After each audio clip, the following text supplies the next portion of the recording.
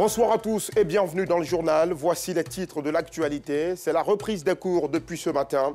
Les élèves ont regagné leur classe et retrouvé leur maître. Première journée d'école après les fêtes, consacrée dans la plupart des établissements aux corrections des exercices. Vous le verrez en début de journal. Le Gabon a un nouveau Premier ministre. Alain-Claude Bilye-Binze est âgé de 55 ans et a détenu plusieurs portefeuilles ministériels depuis 2006. Il était notamment vice-premier ministre, ministre de l'énergie et des ressources hydrauliques du gouvernement sortant. Voilà pour le sommaire, c'est dans le 19h30. Et vous faites toujours bien de nous suivre. Les élèves et les étudiants ont repris le chemin de l'école ce lundi. Une reprise officielle des cours sur toute l'étendue du territoire après les fêtes de fin d'année. Une première journée consacrée à la correction des traditionnels exercices de congés de Noël. Nos équipes ont sillonné quelques établissements d'enseignement dans la commune de Cocody. Clarisse Kayala, Afficiata Karamokodoso. Atmosphère studieuse ce matin au groupe scolaire Tanon Amonko des Deux Plateaux, dans la commune de Cocody. Après les congés de fin d'année, les élèves ont repris le chemin de l'école ce lundi 9 janvier 2023. Dans cette classe de première, l'heure est à la correction des exercices. Après avoir fêté le nouvel an, c'est vrai, c'est nouveau, mais ça reste la même classe, les mêmes exercices. On a assez révisé, on a nos leçons. On a seulement un absent ce matin, sinon à part ça, tout le monde est là. Il y a eu une bonne ambiance, tu le vois tous joyeux. En tout cas, ils ont envie de continuer, ils se sentent bien. Bon. Ce matin, on vient de terminer la 3e leçon sur le calcul numérique, littéral. Donc on a fait la dernière partie, on a commencé la séance d'exercice. C'est le moment des révisions en histoire dans d'autres classes. Une révision pour vérifier les acquis du premier trimestre. Nous sommes en train de faire une situation d'évaluation après un cours mené sur les secteurs d'activité économique de la Côte d'Ivoire. C'est une sorte de révision. Bon, je trouve que la reprise, c'est pas un peu calme pour moi parce que d'habitude, c'est un peu mouvementé, mais aujourd'hui, pour le deuxième trimestre, c'est plutôt calme. La reprise des classes est aussi un moment de retrouvailles entre élèves et professeurs. Dans le travail, il faut aimer d'abord l'enfant. Quand tu aimes l'enfant, le cours que tu viens dispenser, l'enfant, il est attentif parce que d'abord, il aime ta personne. L'objectif premier, c'est ça. Dans les grandes écoles, le constat est bien différent. La reprise des cours est une occasion pour les retardataires de s'inscrire. Au niveau des inscriptions, depuis ce matin, nous avons 25 inscrits.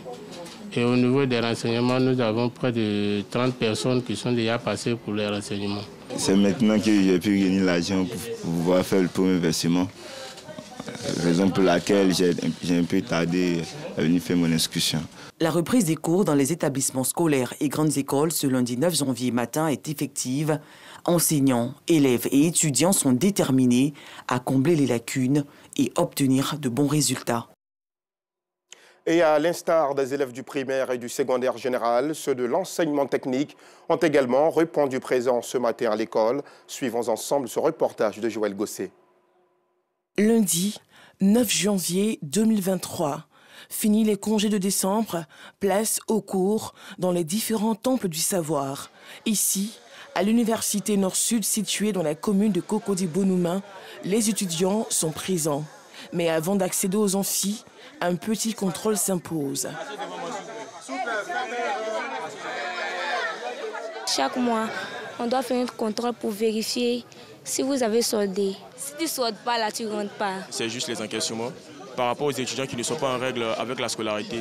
Donc, ils sont censés avoir fait des versements jusqu'à la date du 9 janvier. Donc, aujourd'hui, tous ceux qui ne sont pas en règle avec la scolarité n'ont pas accès à l'école. À l'intérieur, le directeur s'adonne aussi à un contrôle.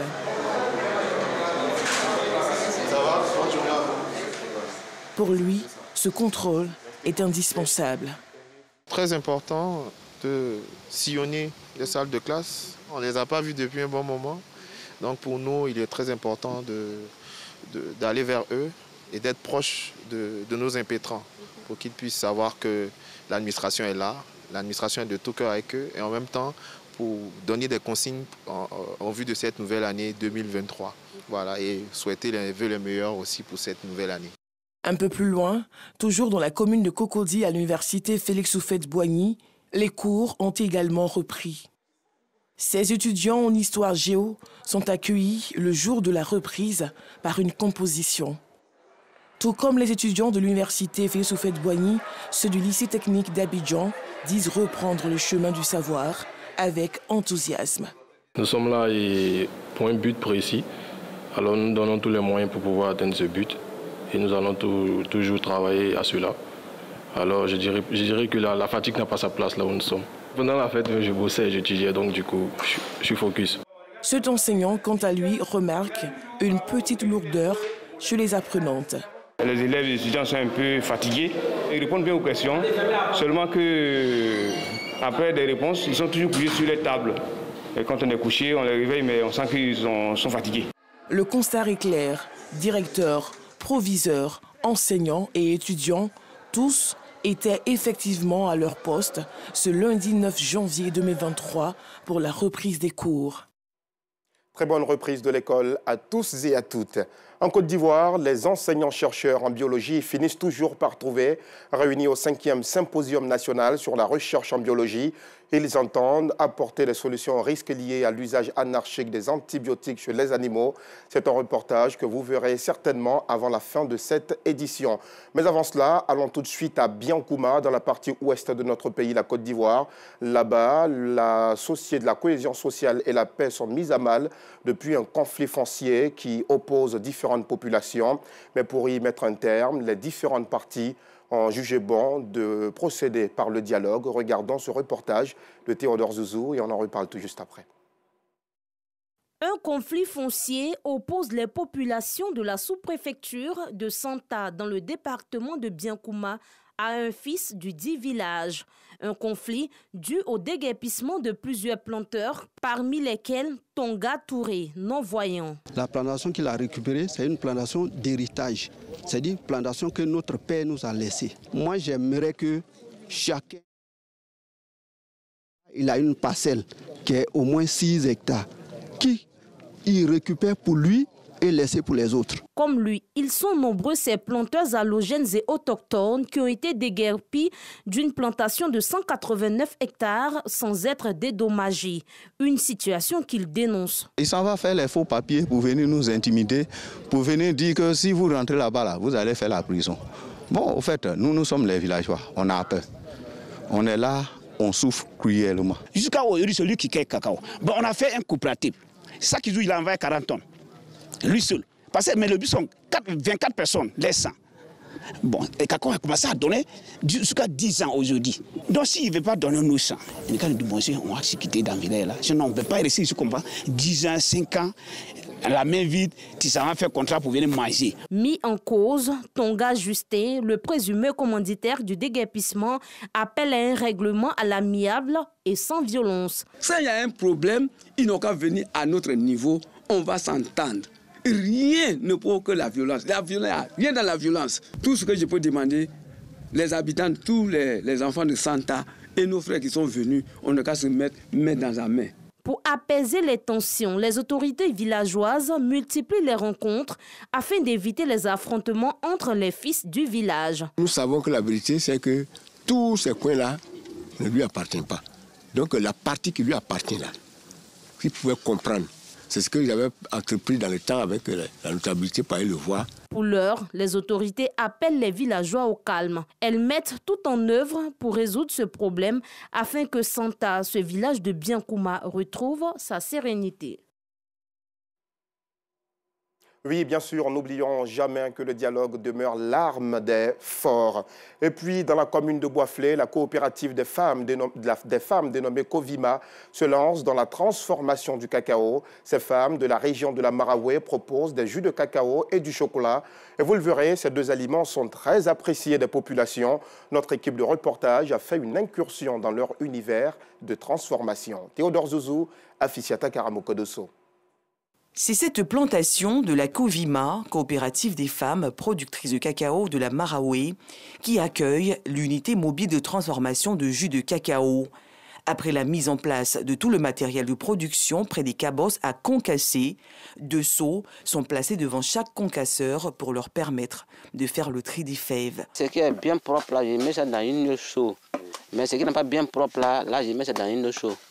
Là, ce qui est bien propre, c'est ça, on prend pour enlever le jus. Mais ce qui n'est pas bien propre, là, on met ça à l'intérieur. Après ça, maintenant, on prend pour mélanger notre cacao pour aller sécher. Le seau contenant la bonne qualité de fèves est transporté à la machine appelée presseur. Il faut 3 seaux de bonnes fèves pour démarrer le pressage. Mais avant, de l'eau potable est ajoutée au contenu des seaux. Je mets l'eau pour que les fèves soient bien détachées. La machine, à l'intérieur, il y a du vessie. Il faut que les fèves soient détachées pour qu'ils puissent bien presser la fève. Une fois les grains détachés, la transformation peut commencer. Le jus passe par plusieurs filtres et est mis dans un pot de 10 litres fermé aussitôt. Je ferme le seau pour ne pas que l'air rentre là-dedans, pour que ça se fermente. Si c'est exposé à l'air libre comme cela, il y a des bactéries qui vont se poser là-dessus. Ça va provoquer la fermentation du jus. Nous mettons la glace dessus tout simplement pour retarder la fermentation. Les fèves noires, mises à part pendant le concassage des cabosses et celles ayant servi à la transformation, sont mises dans des sacs. Ces 2 qualités de fèves vont être transportées, séchées en ville. Au total, ici, ce sont seulement 20 litres de jus de cacao qui sont recueillis. Une moisson pas bonne pour l'équipe. Une fois qu'on vient sur le site comme cela et puis on n'a que 20 litres ou bien 30, ça ne nous arrange pas. Avec les dépenses qu'on fait pour venir, on prend de la glace, le carburant, donc tout ça, pour 20 litres c'est peu. Il y a des sites, quand on va, on a 100, 150 litres, 200. C'est ce qui nous arrange au fait. Tout est rangé et le tricycle retourne à sa base au quartier millionnaire de Boisflé. L'équipe met son butin à l'abri de la chaleur et va se changer pour poursuivre la transformation du jus entamé depuis la plantation. C'est l'étape de la mise en bouteille. Nous sommes là pour pasteuriser le jus. Cette étape, c'est pour enlever les bactéries, enlever tout ce qui est comme microbes. Si on met le jus dans le pasteurisateur et que le vent rentre dans la bouteille, ça se fermente aussi. Donc il faut partir, il faut accélérer les processus. Quand ça se fermente, le jus n'est pas bon parce que ça devient alcoolisé. Or, nous, on veut que ça soit du jus, pas de l'alcool, pour que tout le monde puisse boire, même les enfants. La même équipe va recevoir un chercheur dans le compartiment d'à côté, servant de fabrique de chocolat. Ce chercheur, venu s'imprégner du processus de fabrication mis en place par la coopérative des femmes pour la commercialisation, la production et la transformation des produits vivriers de la Maraoué. Leur hôte passe en revue tous les produits faits maison. Le circuit de préparation du chocolat par Patricia et ses collègues est passé en revue. C'est en ce moment qu'arrive la présidente de la coopérative. Merci pour les chocolats. Après ces encouragements, elle part à son bureau et nous parle de sa vision. On dit vraiment désormais, nos cacao que nous produisons, nous voulons même envoyer à notre unité de transformation, je veux dire une usine. Nous voulons vraiment avoir une usine au sein de la coopérative pour transformer nos productions et d'ailleurs même faire connaître le chocolat aux Ivoiriens. Ces produits viennent ajouter une plus-value au travail de ces femmes battantes. Ils sont écoulés sur le marché local comme ici au village Noël, à l'espace J'aime Boisflé. Elles y tiennent un stand que nous visitons peu après 19h. Leur chocolat et jus sont une découverte pour certains. Je n'ai jamais pensé que le chocolat noir pouvait se fabriquer ici à Boisflé. C'est ma première fois de voir le chocolat local de la Maraoué. Et je suis en train de le déguster et je me rends compte que c'est très bon. D'autres, les connaissant déjà, les apprécient. Je connais ce chocolat, je l'adore, c'est très bon. Nous invitons tout simplement les populations à soutenir ce groupe de femmes. La responsable commerciale revient sur leurs difficultés et leurs ambitions. Mais aussi, elle plaide pour un soutien afin d'avoir une véritable usine. On a plusieurs types de chocolat. On a les chocolats au lait, chocolat noir, chocolat au gingembre, le chocolat au cajou, à l'amande de cajou et on a le chocolat à base de coco râpé.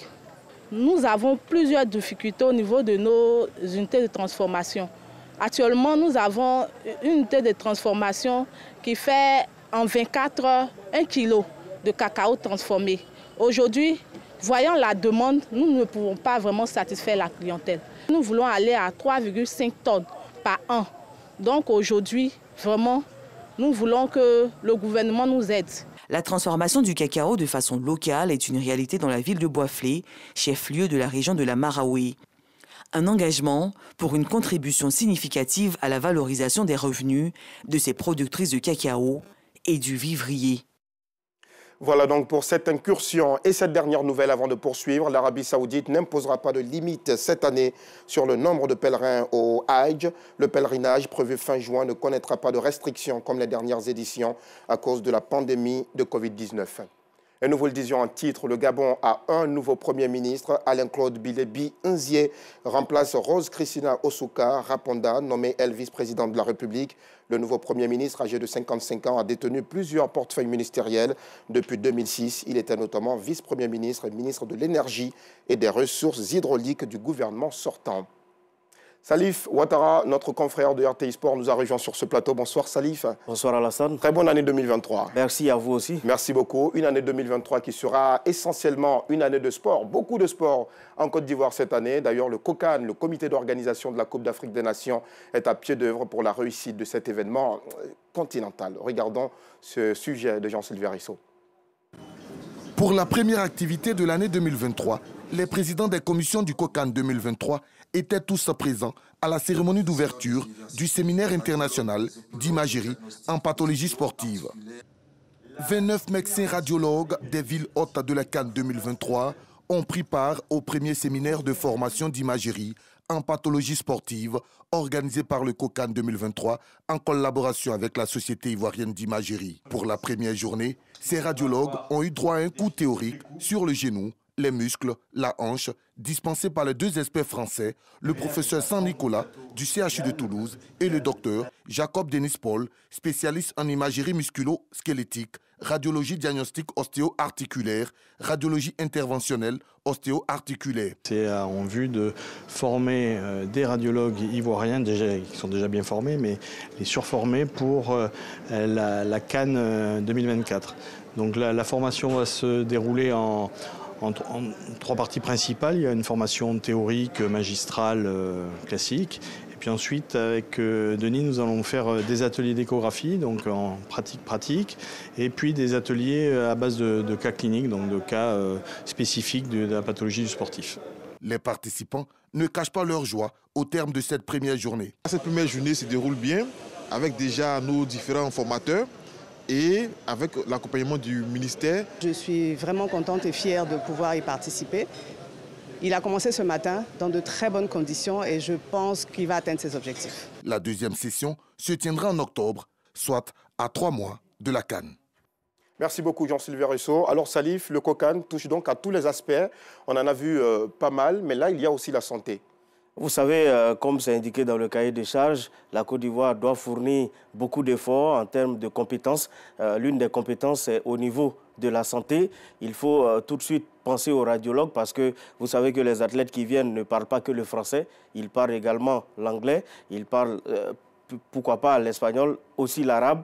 Il faut les mettre dans les conditions, les préparer. Je pense que c'est pour cela que ce genre d'atelier se tient.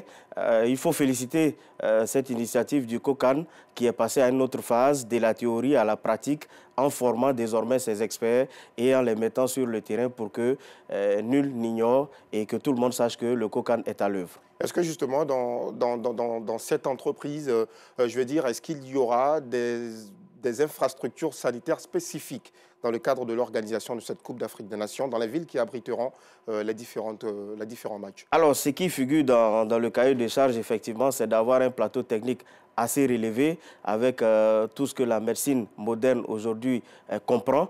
Je pense que ces efforts-là ont été faits par les différentes autorités sanitaires appuyées par le chef de l'État. Ils ont œuvré à ce que beaucoup d'établissements qui étaient à un niveau moindre passent à un niveau supérieur. Désormais, vous avez des centres hospitaliers universitaires dans pas mal de régions de la Côte d'Ivoire. L'objectif, effectivement, c'était de pouvoir accueillir tout ce plateau technique-là, avoir des experts en matière, des spécialistes au niveau de la santé dans toutes les régions. Et je pense que c'est déjà fait. Maintenant, il faut passer à la phase de la formation, de l'appropriation de ce matériel. Et c'est ce qui est en train d'être fait. Merci beaucoup Salif. Nous aurions voulu continuer encore longtemps cet échange, mais nous sommes largement pris par le temps. C'est la fin de ce journal. Merci de l'avoir suivi. L'information revient à 12h30 demain. Une autre page sport vous attend lundi prochain avec Salif Ouattara, pourquoi pas. À très vite.